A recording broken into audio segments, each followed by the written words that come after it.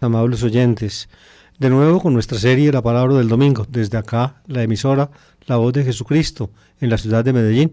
Un saludo para los que lo escuchan y también para los que pueden seguir nuestra programación a través de la Red Mundial de Comunicaciones. Estamos ya, vamos a comenzar ya en la tercera semana de Cuaresma, el tercer domingo de Cuaresma. Hemos adelantado ya, entonces, desde el miércoles de ceniza, 2 semanas completas del tiempo de Cuaresma y vamos a comenzar la tercera.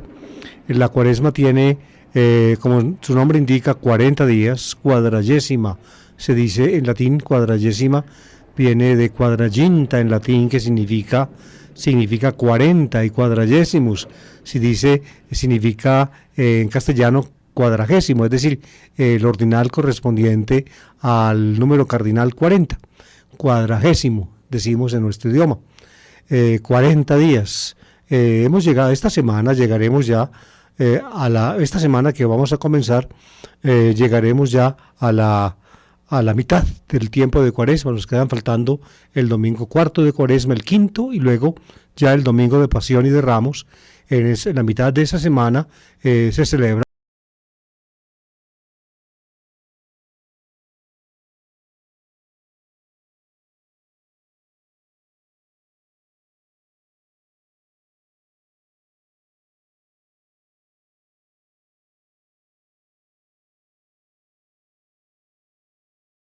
amables oyentes, están fijadas para el tercer domingo de Cuaresma, en el ciclo C.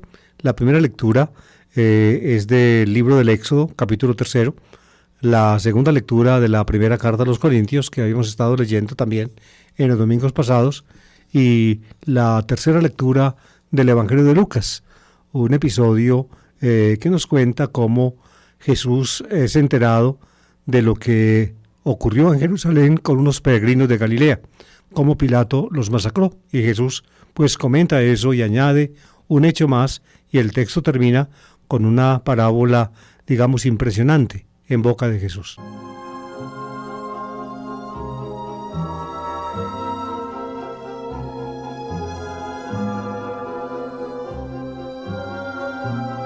Les advierto una cosita que es interesante para los que pues quieren conocer algo más de los vericuetos de la liturgia católica. Fíjense, los domingos, después del Vaticano II, o las lecturas dominicales fueron distribuidas en 3 ciclos, ciclos A, B y C.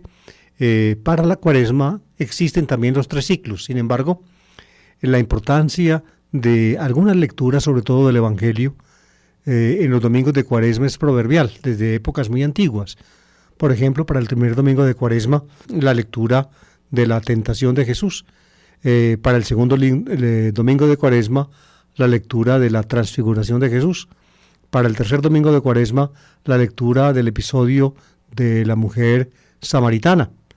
Para el cuarto domingo de Cuaresma, la lectura de la curación del ciego de nacimiento en el cuarto evangelio. Y para el quinto domingo de Cuaresma, la lectura de la resurrección de Lázaro. Esas 5 lecturas evangélicas estuvieron vigentes en la Iglesia durante siglos en los domingos de Cuaresma. Cuando se introdujeron los 3 ciclos, entonces para el primer y segundo domingo de Cuaresma no hubo mayor problema, porque hay 3 relatos sinópticos de las tentaciones y de la transfiguración. Por eso los 3 ciclos se distribuyeron en forma tal que en el ciclo A se leyera Mateo, en el ciclo B Marcos y en el ciclo C Lucas. En cambio, para el tercero, cuarto y quinto domingo de Cuaresma sí hubo problema. ¿Por qué? Porque los textos joánicos de la samaritana, del ciego de nacimiento y de la resurrección de Lázaro no tienen en ninguna forma correspondencias en los sinópticos. Y por eso entonces, cuando se introdujeron los 3 ciclos, entonces los textos evangélicos propuestos para el tercer domingo de Cuaresma, el cuarto y el quinto, pues no tenían pues correspondencia en los del ciclo A, que son los que les mencioné antes. Por eso entonces la liturgia católica permite que también en los 3 ciclos de Cuaresma se sigan leyendo los antiguos textos del Evangelio. Es decir, que en el tercer domingo de Cuaresma pueda leerse también el Evangelio de la Samaritana, en el cuarto el Evangelio del ciego de nacimiento y en el quinto el Evangelio de la resurrección de Lázaro. De modo que son actualmente en la disposición, después del Vaticano II, esos 3 textos corresponden al ciclo A. Sin embargo, están también los textos del ciclo B y del ciclo C. Los textos del ciclo B y del ciclo C pues no tienen correspondencia con los que les mencioné, de la Samaritana, del ciego de nacimiento, de la resurrección de Lázaro. El comentario que yo les voy a hacer corresponde al texto del ciclo C, que distinto pues del Evangelio de la Samaritana. Pero ustedes podrán escuchar quizá en una que otra parroquia que se pueda leer o que se lea también el próximo domingo el Evangelio de la Samaritana. Es decir, el sacerdote puede escoger para la celebración de la misa qué textos lee. Si lee el Evangelio de Lucas en el ciclo C, el que yo voy a comentar, o lee el Evangelio de Juan en el capítulo 4 de la Samaritana. Por eso entonces les advierto, por si de pronto ustedes el domingo en su parroquia escuchan un texto del Evangelio que no es exactamente este que yo les voy a comentar en el día de hoy.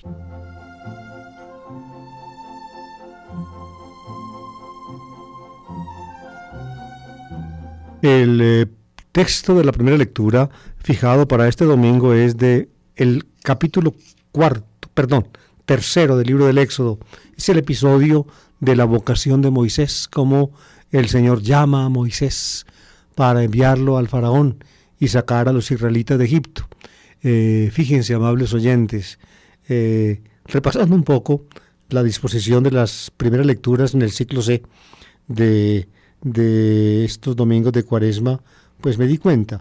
El primer domingo se toma una lectura del Deuteronomio en que se habla de Jacob, el arameo errante, con el cual comienza pues el resumen histórico del credo de Deuteronomio 31. En el segundo domingo la figura predominante es Abraham.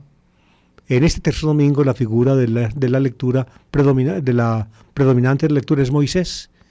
El próximo domingo la figura predominante será Josué. Y el quinto domingo de Cuaresma ya el episodio es el regreso del exilio.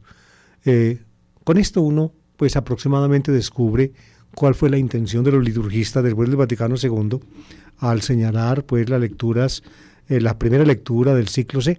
Es ir recorriendo el Antiguo Testamento en sus grandes figuras, desde Jacob, el padre de Israel, luego retrocede a Abraham, pues es decir, con Jacob se comienza la lectura porque resume la historia de Israel en el credo, luego Abraham, luego Moisés, luego Josué y luego finalmente el regreso del exilio. Esa es, al menos hasta donde yo logré captar, la idea de la disposición de las lecturas de la primera lectura de los domingos de Cuaresma en el ciclo C.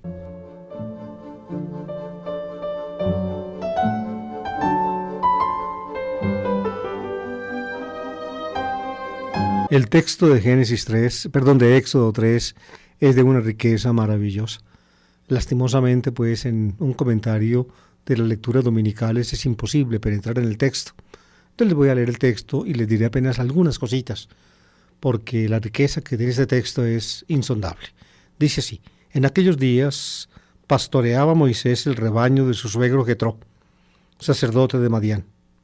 Llevó el rebaño transhumando por el desierto hasta llegar a Horeb, el monte de Dios.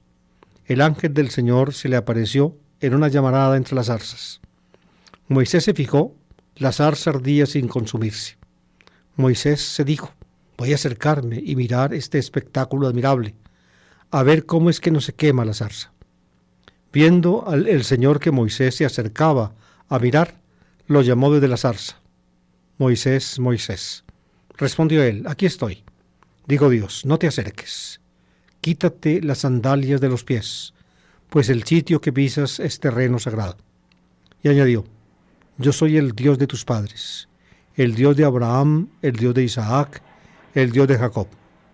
Moisés se tapó la cara, temeroso de ver a Dios. El Señor le dijo: he visto la opresión de mi pueblo en Egipto. He oído sus quejas contra los opresores. Me he fijado en sus sufrimientos.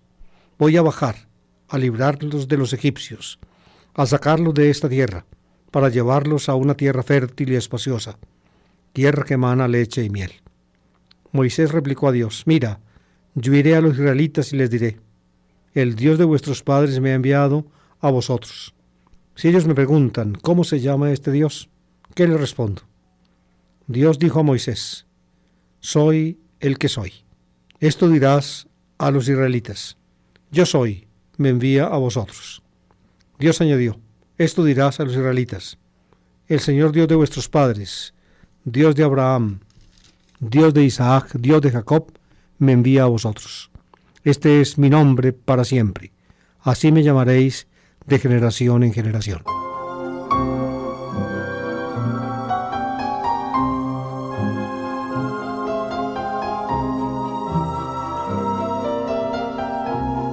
Creo que ustedes notaron, amables oyentes, en la lectura, pues que el texto no es del todo coherente.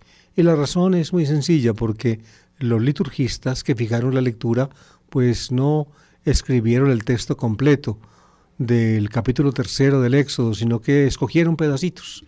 Y por eso entonces se notan repeticiones, interrupciones, luego saltos, en fin, todo aquello. Pero eso es ya, los liturgistas nos tienen acostumbrados a eso, y nosotros, pues los fieles que escuchamos las lecturas que ellos fijan, pues como que tenemos que aceptar con resignación lo que ellos hacen. En todo caso, el texto es de una gran riqueza.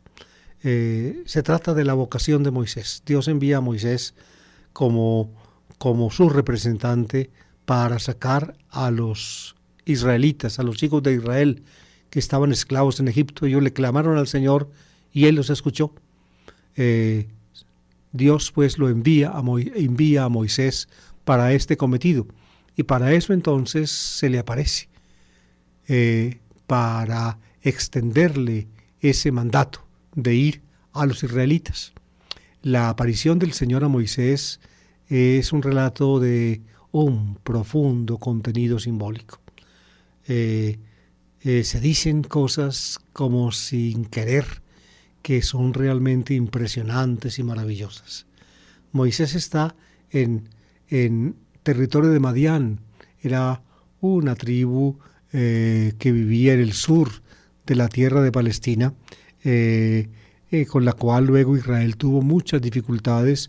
Moisés, al huir de Egipto, después de haber matado a un egipcio, cuando el faraón empezó a perseguirlo, llegó a esa tierra extraña, y allí conoció una muchacha y se casó con ella. Séfora se llamaba, hija de Jetró, sacerdote de Madián, y se hizo pastor porque el Jetró era dueño de grandes rebaños, tenía hijos e hijas, y como Moisés entró en la familia al tomar como esposa a una hija de él, entonces quedó incorporado también a los pastores de Jetró. Sacó pues el rebaño de Jetró por el desierto y llegó a Horeb. Har Elohim, dice el texto, la montaña de Dios. Este Horeb, en el Madián, en el sur de Palestina, será identificado con el monte Sinaí, el monte de la alianza, el monte de la revelación de Dios. Allí también entonces el Señor se va a revelar a Moisés.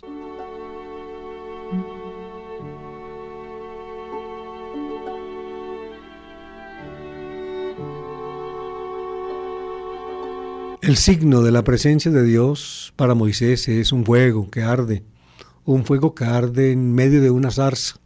Arde el fuego y Moisés de lejos ve la zarza arder y no se consume, y él queda maravillado. ¿Cómo es que arde la zarza y no se consume?, se pregunta Moisés. Voy a acercarme a ver, y se acerca. Y cuando se acerca, Dios lo detiene. Moisés, Moisés. Dios le señala que está pisando tierra sagrada. Es decir, la tierra que pisa está marcada por la presencia de Dios. Por tanto, Moisés tiene que precaverse, porque donde está Dios, todo lo que Dios toca con su presencia se vuelve sagrado. y el hombre tiene que purificarse para poder llegar allí. La purificación que Dios le pide a Moisés para pisar el terreno donde Dios está es quitarse las sandalias, quitarse los zapatos. Fíjense, esa antigua costumbre que ya aparece en este texto, la conservan hoy intacta los musulmanes. Si ustedes llegan a alguna mezquita musulmana, queridos oyentes, les van a pedir antes de penetrar dentro de la mezquita que se quiten los zapatos, tienen que entrar en medias, todos ellos se quitan los zapatos.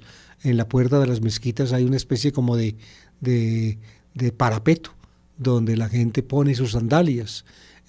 Pues bien, uno se tiene que descalzar, Moisés se descalza y se postra delante del Señor. Y Dios se le presenta. Yo soy el Dios de Abraham, el Dios de Isaac, el Dios de Jacob. Por tanto, Dios se identifica con el Dios de los padres. Aquí pues está la convicción de Israel, de que la religión propia de Israel es la religión del Señor, de Yahvé, que es el nombre cuyo origen aquí, cuyo sentido se va a explicar. Y la religión está en conexión con la antigua religión de los ancestros. Por eso el Señor, el Dios de Israel, es el Dios de los padres, el Dios de Abraham, el Dios de Isaac, el Dios de Jacob. Como Dios lo envía, el texto, lastimosamente en su disposición, no precisa esto, porque el pedacito, es decir, fue tomado en pedacitos. En todo caso, se supone que Dios envía a Moisés al faraón, y para poder ir al faraón, entonces Moisés tiene que presentarse. Ellos me preguntarán, ¿quién te ha enviado? ¿Qué les voy a decir? ¿Cuál es tu nombre? Era preciso decir el nombre de Dios. Al parecer entonces no bastaba decir el Dios de los padres, de Abraham, de Isaac y de Jacob, me envía a vosotros. Tenía que decir el nombre. El decir el nombre, amables oyentes, en alguna forma, o el conocer el nombre y emplearlo, en alguna forma en la mentalidad antigua, ponía la divinidad a merced del uso humano. El que conoce el nombre se sirve del Dios. Esa es la idea de fondo. Por eso entonces cuando Moisés le pide a la divinidad de la zarza, que se identifica con el Dios de los padres, el nombre, la divinidad se niega. La respuesta de Dios, el Dios de los padres, el Dios de Abraham, de Isaac y de Jacob, ante la pregunta de Moisés, ¿cuál es tu nombre?, es no decírselo. ¿Que quién soy yo? Podríamos tal vez, parodiar el texto en esta forma. ¿Que quién soy yo, me preguntas? Pues yo soy quien yo soy. Ahí está, yo soy quien yo soy. Yo soy el que soy. ¿Ven? Esa es la explicación, diría yo, negativa del nombre sagrado, divino del Dios de Israel, que significa en primera persona, es el verbo ser. Javá se decía en el antiguo hebreo. En el hebreo más moderno, haya, un intercambio de la vau a la yod, que es común en el hebreo, en la evolución de la lengua hebrea. Yo soy quien yo soy. Es decir, tú me preguntas quién soy yo soy quien yo soy. Simplemente ve, yo te mando. Es decir, Dios a Moisés, que le pide el nombre, le dice, no importa quién sea yo, lo importante es que te envío. Tú estás enviado, yo te encargo. Tú eres, por tanto, el que debes cumplir este cometido. Y entonces esta explicación, que aquí en el texto aparece del nombre divino, es un intento pues de Israel de preservar la absoluta independencia, la absoluta trascendencia de Dios, digamos el hecho de que Dios no es manipulable, de que Dios no se puede manejar, que finalmente Él maneja, pero que a Él no lo maneja nada.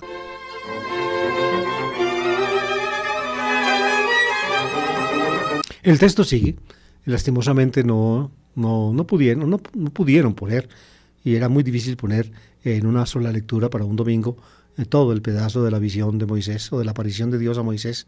Al final termina cuando Moisés se queja ante Dios, pero ¿cómo voy a ir yo? ¿Qué voy a decir si yo no sé hablar? Yo soy tartamudo. Y tartamudea Moisés. Y las palabras del texto hebreo, digámoslo así, son como una imitación del tartamudeo de Moisés.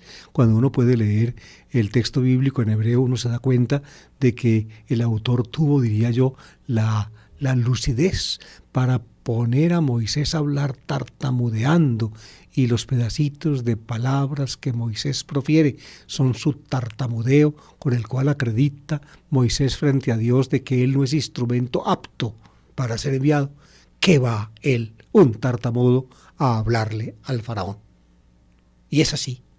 Y es en ese punto donde pienso yo está la profunda belleza del texto. ¿Qué vio Moisés al principio?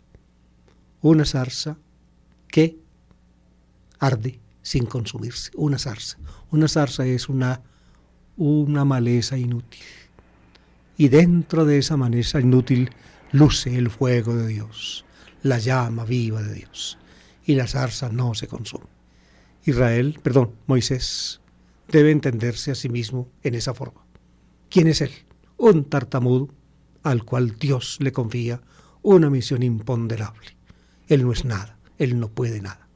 Pero, como la zarza, contiene en sí el poder y el fuego de Dios. Dios lo puede todo. Yo estaré contigo, le dice el Señor a Moisés. Yo estaré contigo. Lo que tú no puedes, lo puedo yo.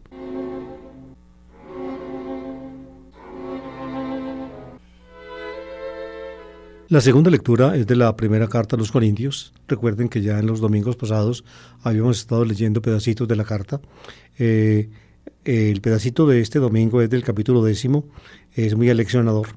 Dice así: hermanos, no quiero que ignoréis que vuestros padres estuvieron todos bajo la nube, y todos atravesaron el mar, y todos fueron bautizados en Moisés por la nube y el mar, y todos comieron el mismo alimento espiritual, y todos bebieron la misma bebida espiritual, pues bebían de la roca espiritual que les seguía, y la roca era Cristo. Pero la mayoría de ellos no agradaron a Dios, pues sus cuerpos quedaron tendidos en el desierto. Estas cosas sucedieron, en figura, para nosotros, para que no codiciemos el mal como lo hicieron ellos, nuestros padres. No protestéis, como protestaron algunos de ellos, y perecieron a manos del exterminador. Todo esto le sucedía como un ejemplo, y fue escrito para escarmiento nuestro, a quienes nos ha tocado vivir en la última de las edades.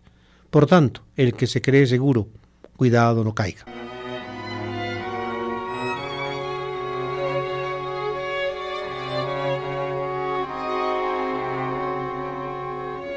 En esta sección de la carta primera a los Corintios, Pablo entra pues a exhortar a los corintios. Había problemas en la comunidad. Pablo en el capítulo 10, 11, comenta algunos problemas que había en Corinto. Lastimosamente no puedo acá entrar en detalles. Si ustedes quieren, por ahí está un comentario muy amplio que yo le hice o que yo escribí de la primera Corintios. Tan solo unas pocas palabritas acerca del pedacito que leímos. Pablo habla de la generación de Israel en el desierto. Les fue mal a esa generación, a pesar de que habían experimentado los dones de Dios, habían experimentado, fíjense, el bautismo y también la alimentación espiritual. Evidentemente Pablo aquí, al citar el ejemplo de la generación de Israel en el desierto, a la cual le fue tan mal, como él mismo lo comenta, Pablo, al citar que fueron bautizados, como dice aquí, bajo la nube, y todos atravesaron el mar, y todos fueron bautizados en Moisés por la nube y el mar, interpreta por tanto la travesía del desierto, la nube que los cubría, como un bautismo,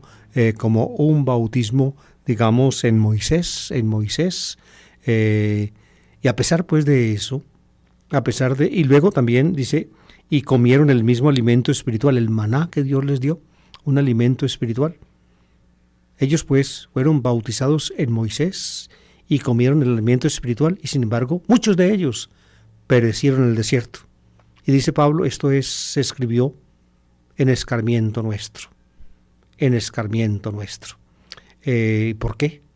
Porque se supone, esto es implícito, también nosotros podemos alegar el bautismo. Fuimos bautizados no en Moisés, sino en Cristo, y comemos alimento espiritual y bebemos de la bebida espiritual. Es decir, aquí la referencia es sin duda a la Eucaristía. Más adelante, en el capítulo 11, Pablo va a tocar el tema, va a mostrar cómo en Corinto hay abusos en la celebración de la Cena del Señor, como él mismo lo dice. Por tanto, entonces quiere decir que, así como la generación del desierto no pudo alegar el bautismo en Moisés, ni la vida espiritual que comieron el maná, ni tampoco el haber bebido de la roca espiritual que los seguía por el desierto, como dice la tradición judía. La Biblia cuenta que Moisés, ante la queja del pueblo que se moría de sed, fue mandado por Dios a golpear la roca y brotó agua de la roca. Y entonces la tradición judía, no la Biblia, dice luego que esa roca siguió acompañando a Israel a través del desierto, de modo que cada vez que querían o necesitaban agua, simplemente Moisés tocaba la roca y el agua entonces salía de ella. Esa es la idea subyacente. Pues bien, Pablo hace la transposición a la situación cristiana. Bautizados nosotros todos y alimentados espiritualmente, no podemos estar seguros. No podemos estar seguros. Los dones de Dios que sin duda hemos recibido son parecidos, superiores ciertamente, pero parecidos a los dones de aquella generación. Y esa generación pereció. La mayoría de ellos quedaron tendidos en el desierto. Por tanto, dice Pablo al final, no nos sintamos seguros. Por tanto, el que se cree seguro, mire que no caiga. En otras palabras, también nosotros los cristianos tenemos que andar precavidos. Tenemos que manejar con cuidado nuestra salvación.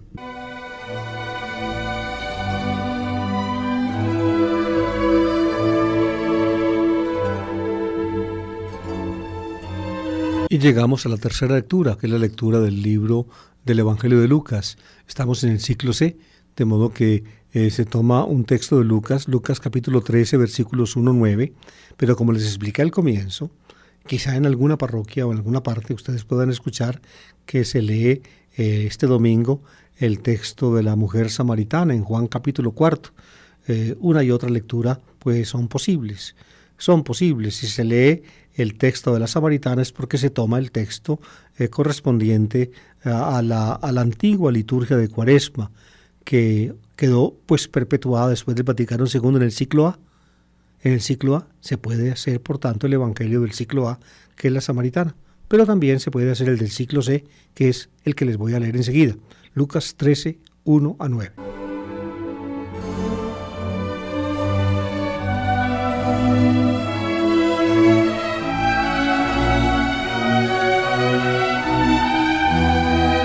En aquellos días se presentaron algunos a contar a Jesús lo de los galileos cuya sangre vertió Pilato con la de los sacrificios que ofrecían. Jesús les contestó: ¿pensáis que esos galileos eran más pecadores que los demás galileos porque acabaron así? Os digo que no. Y si no os convertís, todos pereceréis lo mismo. Y aquellos 18 que murieron aplastados por la torre de Siloé, ¿pensáis que eran más culpables que los demás habitantes de Jerusalén? Os digo que no. Y si no os convertís, todos pereceréis de la misma manera. Y les dijo esta parábola. Un hombre tenía una higuera plantada en su viña, y fue a buscar fruto de ella, y no lo encontró. Dijo entonces al viñador: ya ves, 3 años llevo viniendo a buscar fruto en esta higuera, y no lo encuentro. Córtala. ¿Para qué va a ocupar terreno de balde? Pero el viñador contestó: Señor, déjala todavía este año. Yo cavaré alrededor y le echaré estiércol a ver si da fruto. Si no, el año que viene la cortarás.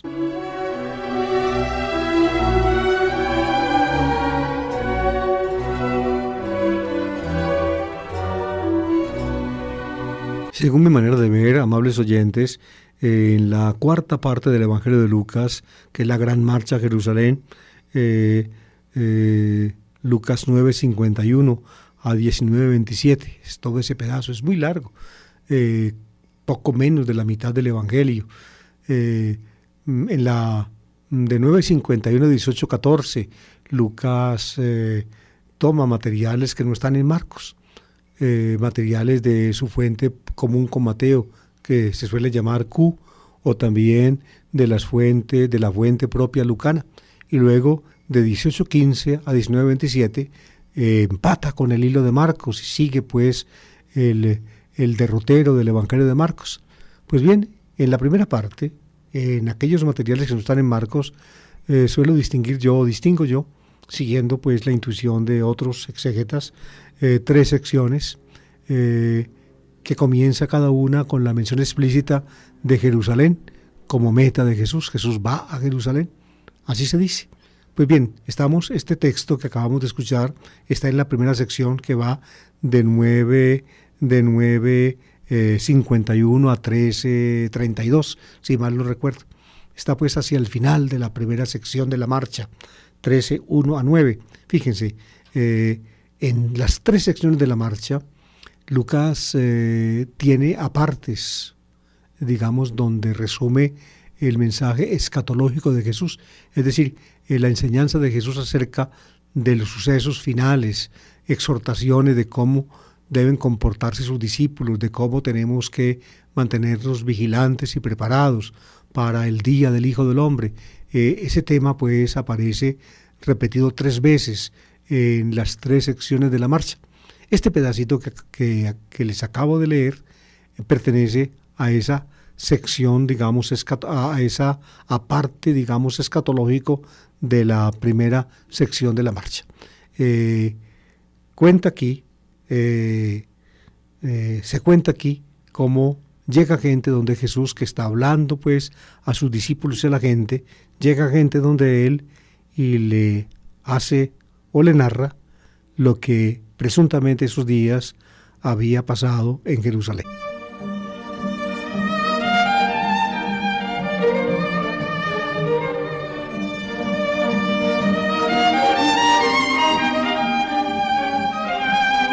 Todo comienza pues con lo que le cuentan a Jesús algunos de lo que ha pasado en Jerusalén, algo doloroso, algo terrible, como Pilato hizo matar a galileos, a gente de Galilea que había subido a la ciudad de Jerusalén al templo a ofrecer sus sacrificios. Los hizo atacar allí.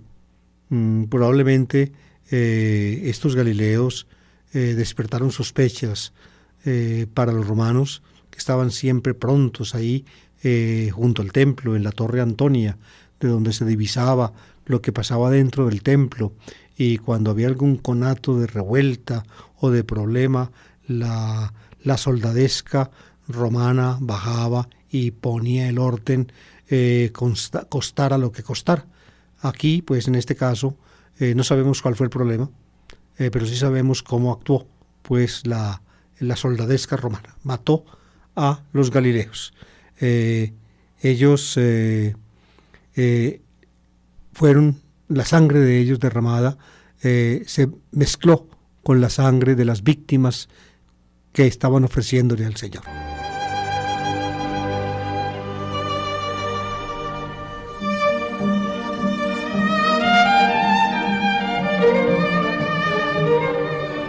Esa historia que le cuentan a Jesús, él contesta tomando posición frente a eso. Y añade otro ejemplo. Ese ya no se lo cuentan, sino que él lo trae de cuenta propia. El ejemplo de unos habitantes de Jerusalén que esos días o por ese tiempo habían muerto junto a la torre de Siloé, que se vino abajo, se derrumbó. Y entonces personas que estaban junto a la torre pues fueron aplastadas por los bloques de piedra que vinieron desde arriba. Tal vez fue algún terremoto, en fin, no sabemos. En todo caso, hubo pues muertos junto a la torre de Siloé. Jesús añade pues de cuenta propia ese ejemplo y luego lo comenta con palabras muy semejantes a como había comentado la historia esa de los galileos muertos en el templo. Les voy a leer las 2 respuestas de Jesús para que ustedes vean cómo está compuesto el texto. El texto está compuesto en forma muy cuidadosa. Las 2 partes del texto están perfectamente bien, se corresponden perfectamente bien la una a la otra. Fíjense, ¿pensáis que esos galileos eran más pecadores que los demás galileos porque acabaron así? Os digo que no. Y si no os convertís, todos pereceréis lo mismo. Ahí está la primera respuesta. Y oigan la segunda. Y aquellos 18 que murieron aplastados por la torre de Siloé, es el ejemplo que añade Jesús. Y oigan, ¿pensáis que eran más culpables que los demás habitantes de Jerusalén? Os digo que no. Y si no os convertís, todos pereceréis de la misma manera. Ustedes ven, las dos respuestas de Jesús son por tanto paralelas, estrictamente paralelas. ¿Qué es lo que quiere decir el Señor?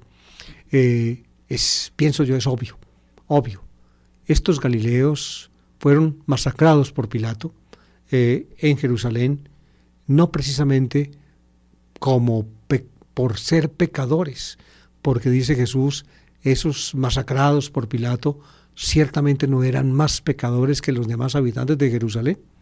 No eran más pecadores, por tanto, lo que les pasó no es un castigo divino particular para ellos por ser pecadores, no es. Y lo mismo le dice Jesús de los que murieron aplastados por la torre de Siloé.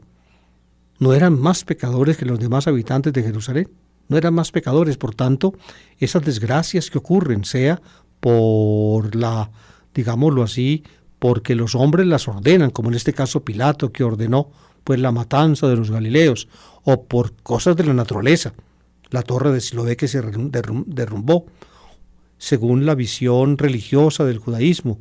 Una y otra cosa tienen que ver con Dios, porque Dios está finalmente detrás de todo lo que ocurre, pero no está Dios detrás de eso, castigando a esos galileos que murieron masacrados, o a esos 18 habitantes de Jerusalén que murieron aplastados, porque si Dios estuviera castigando a esos galileos particularmente, o a esos, aplastados por la torre, tendría que haber castigado en la misma forma, para ser justo, a los demás habitantes de Jerusalén, que no eran menos pecadores que ellos, o a los demás galileos que no eran menos pecadores que esos que murieron, y también a los demás habitantes de Jerusalén que no eran menos pecadores que los que fueron aplastados.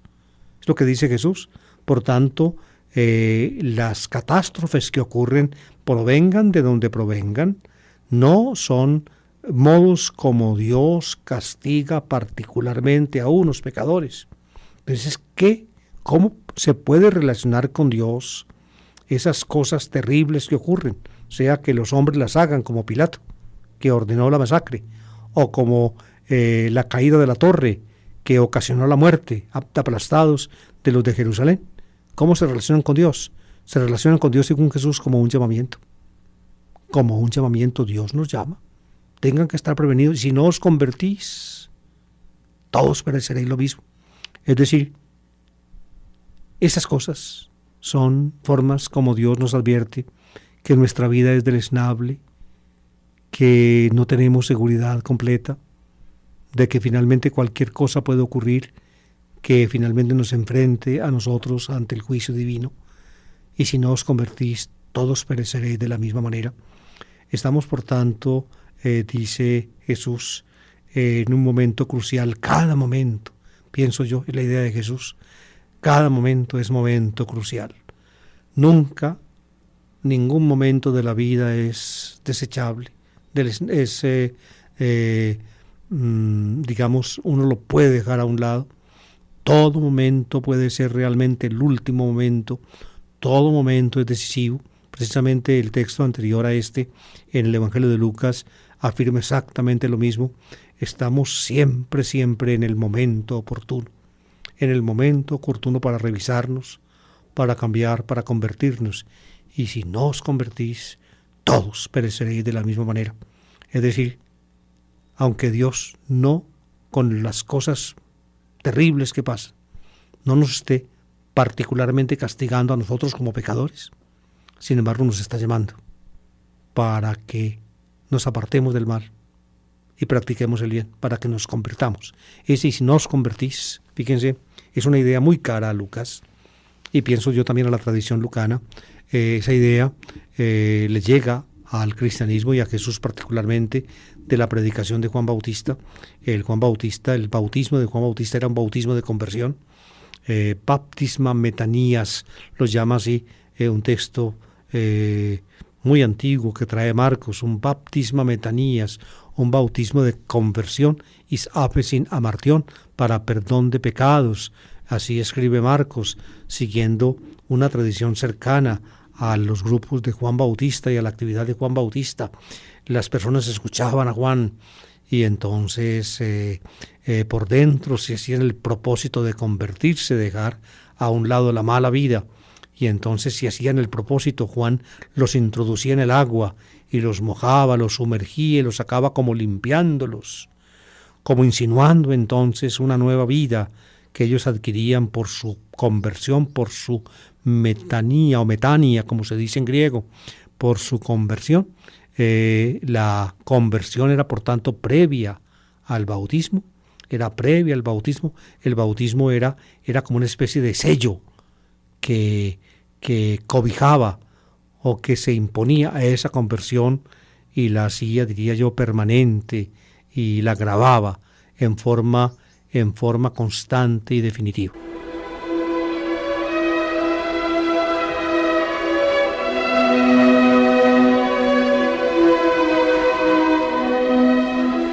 Un breve elemento, pienso yo, podríamos añadir acá para, digamos, tener alguna luz en cosas que solemos decir con frecuencia. Solemos, siguiendo la Biblia, ciertamente, siguiendo, diría yo, el filón deuteronomístico de la tradición judía. Lo que ocurre son manifestaciones del juicio divino. Eso es una idea muy cara de la Biblia. Jesús seguramente la conocía y no la desdeñaba, pero Jesús sí tenía frente a eso, diría yo, su distancia, como lo muestra este texto. Lo que le pasó a los 18 no es un castigo particular de Dios para ellos por ser pecadores. Y lo que le pasó a los galileos no es un castigo particular de Dios para ellos. No, es simplemente, dice Jesús, un llamamiento para todos. Dios a ellos no los está castigando porque en el fondo ni los galileos ni los de Jerusalén eran más pecadores que los demás galileos y que los demás habitantes de Jerusalén. Por tanto, era un llamamiento para que sepamos nosotros cómo hilar delgado en nuestra propia vida. Esa es la cosa, es lo que finalmente, pienso yo, Jesús nos quiere decir. Por eso me atrevería yo a decir que no podemos o no deberíamos nosotros como cristianos estar insistiendo en el hecho de que las cosas malas que les pasan a las personas o que les sucedan a la gente son castigos divinos. Porque afirmar eso y mirar la justicia de Dios no se compagina. Yo recuerdo mucho, hace muchos años en Medellín, era un domingo, eran como las 2 de la tarde, yo salía de mi casa, nosotros vivíamos por allá por la Florida, en América, y salía me gustaba ir los domingos a fútbol al estadio, y oí que en las transmisiones deportivas que yo escuchaba y que escucho todavía con gusto, que había ocurrido en Medellín el desastre de Villatina.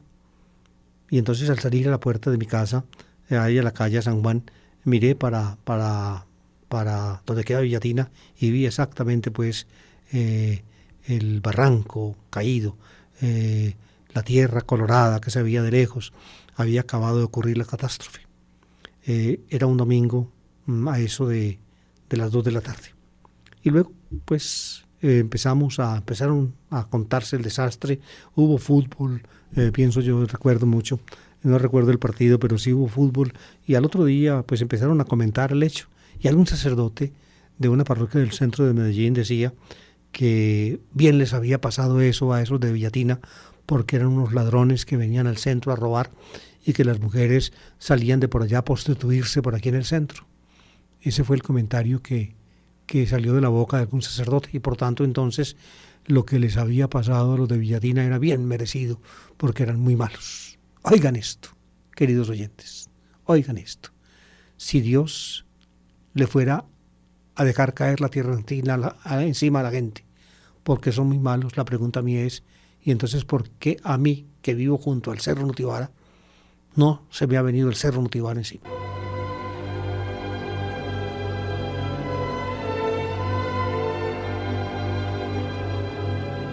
Y termina el texto con una pequeña parábola de Jesús. Y les dijo esta parábola: un hombre tenía una higuera plantada en su viña, y fue a buscar fruto en ella y no lo encontró. Dijo entonces el viñador: ya ves, 3 años llevo viniendo a buscar fruto en esta higuera y no lo encuentro. córtala, ¿para qué va a ocupar terreno de balde? Aquí se trata de una higuera que no da fruto. La plantó un hombre en su viña. La viña es, digamos, un terreno especial para cultivar las uvas, pero queda terreno libre, y también entonces en el terreno libre donde no hay cepas de uva, entonces se pueden sembrar otros árboles o arbustos como es la higuera. La higuera es un árbol, nosotros lo llamamos el brevo, da brevas, higos. Ahí estaba pues la higuera, y resulta que esa higuera era infructuosa. El dueño de la viña llegaba allá, iba, se arrimaba a la higuera y nada, 1 año, y 2 años, y 3 años, y finalmente se cansó y le dijo al viñador: corta esta higuera, no da nada, no da fruto, córtala, ¿para qué va a ocupar terreno de balde? Siembra otra cosa. De modo que la higuera debió dar fruto, ya era tiempo de que diera, pero no dio. ¿Qué dijo el viñador? Aquí está lo aleccionador del texto. Dijo entonces al viñador, pero el viñador le contestó: Señor, déjala todavía 1 año. Tiene pues 1 año de gracia la higuera para dar fruto. Yo cavaré alrededor y le echaré estiércol. La voy a abonar, le voy a remover la tierra. La voy a abonar 1 año más, a ver si da fruto. Si no, el año que viene la cortarás. Tiene 1 año de gracia la higuera infructuosa. 1 año de gracia. 1 año de gracia. ¿Cuánto tiempo de gracia tendremos nosotros, ustedes y yo, queridos oyentes?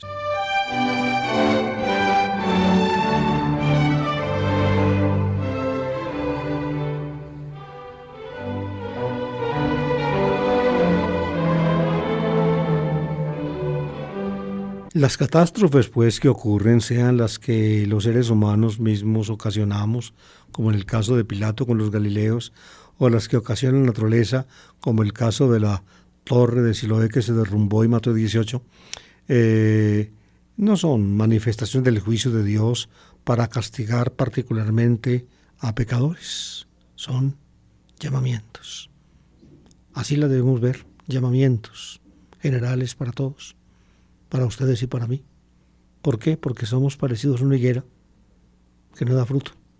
3 años llevaba esperando el dueño de la viña por los higos de la higuera, y nada. Le dio 1 año de gracia. 1 año de gracia. Si no da fruto, entonces la cortarás.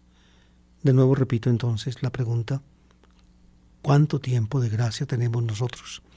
Habíamos comentado en la parte anterior del Evangelio que todo momento es momento oportuno, que cualquier momento puede ser el momento final, como fue el momento final para esos galileos cuando estaban en el templo ofreciendo sus víctimas, o como fue el momento final para esos 18 de Jerusalén cuando estaban parados junto a la torre y se les vinieron las piedras encima. Todo momento es posible o puede ser el último momento. Por tanto, todo momento es trascendental. Todo momento es trascendental. Para la higuera será trascendental ese año, 1 año que le dieron de gracia. ¿Cuánto tenemos nosotros todavía de gracia?